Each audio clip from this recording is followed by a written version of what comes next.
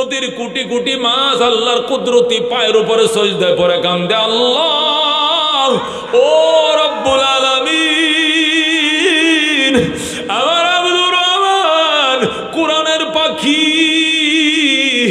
আব্দুর রহমানের জন্য কোনো ক্ষতি না হয়।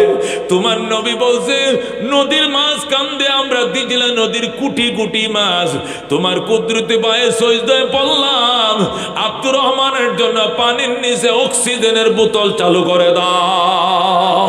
হযরতে জুনায়েদ বাগদাদী রাহমাতুল্লাহ আলাইহি বলেন, আমাদের বাগদাদে নদীর ঘাটে একটা মাদ্রাসা ছিল, দিজলা নদীর ঘাটে।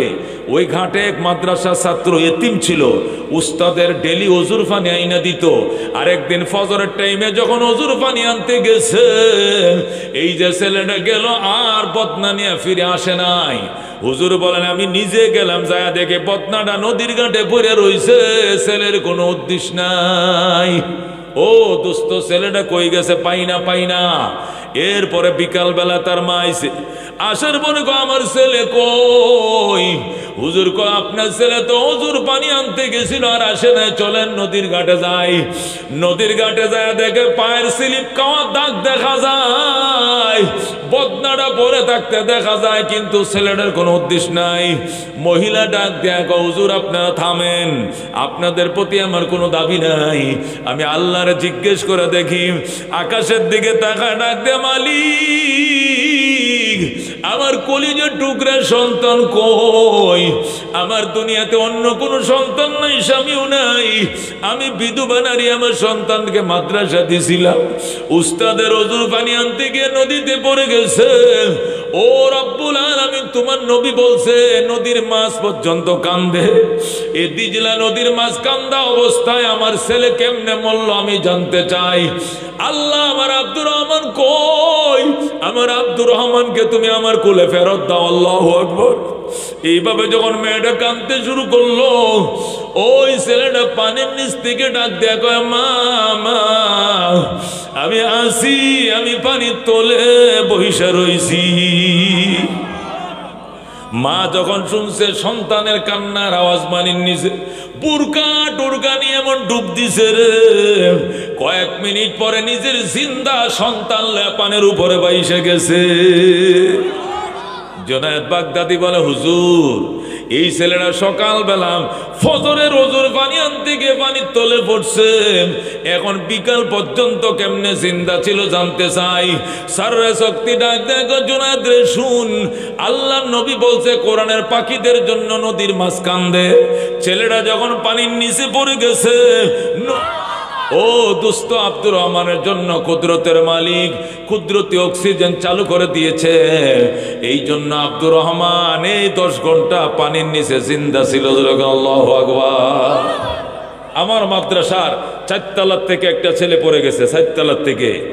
এরপরে আমরা দৌড়ায় গেলাম, পুলিশ আইছে, সাংবাদিক আইছে, টিভি সেন্টারের সামনে মাদ্রাসা রামপুরা, হাজার হাজার মানুষ জমা হয়েছে। যা দেখে ছেলেরা হাসতেছে। আল্লাহু আকবার। ছেলেটার নাম ইব্রাহিম, বাড়ি কুষ্টিয়া, হেফজখানা শুনানি দিতেছে, শুনানি দিতেছে, রিপ্লাই দিতেছে। সে হাসতেছে। বললাম তুমি হাসো কেন ইব্রাহিম? কো হুজুর আমি এখানে দাঁড়াইছি, সন্ধ্যা সময় মাগরিবের আজানটা দিতেছে, একজন আমারে ধাক্কা দিয়ে ফালায় দিছে, আমি দেখি নাই, একটা কালো অন্ধকারের মতো কি যেন আইসে আমারে ধাক্কা দিছে, আরেকজন আমার নিচেতে বালিশ ধরে রাখছে। আল্লাহু আকবার। আমার আস্তে করে এনে শোয়া দিছে, আমি একটুকু ব্যথা পাই না, 40 ফিট উপর থেকে নিচে ফালায় দিছে।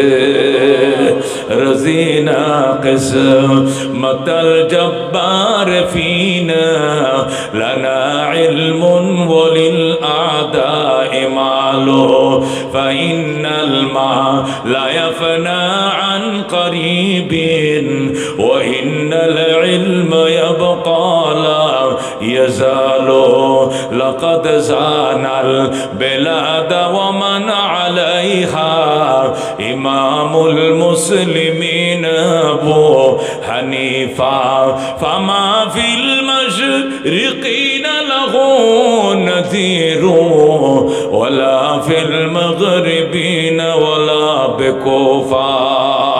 দুস্তরে এই জন্য এতিম বাচ্চাদের খাওয়াও। রোজার মাস আসতেছে, আর 25 দিন পরে তারাবি পড়া লাগবে। জোরে কোন আলহামদুলিল্লাহ।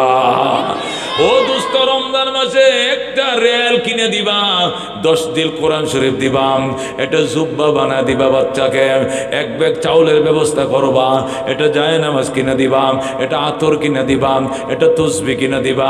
যতটুক সম্ভব অতটুক উলামায়ে কেরামকে, বিশেষ করে তালেবে ইলম, কোরআনের পাখিদের জন্য খেদমত করবা। জীবনে যেটা চাইবা আল্লাহর কাছে এইটাই কবুল করবে আমার আল্লাহ।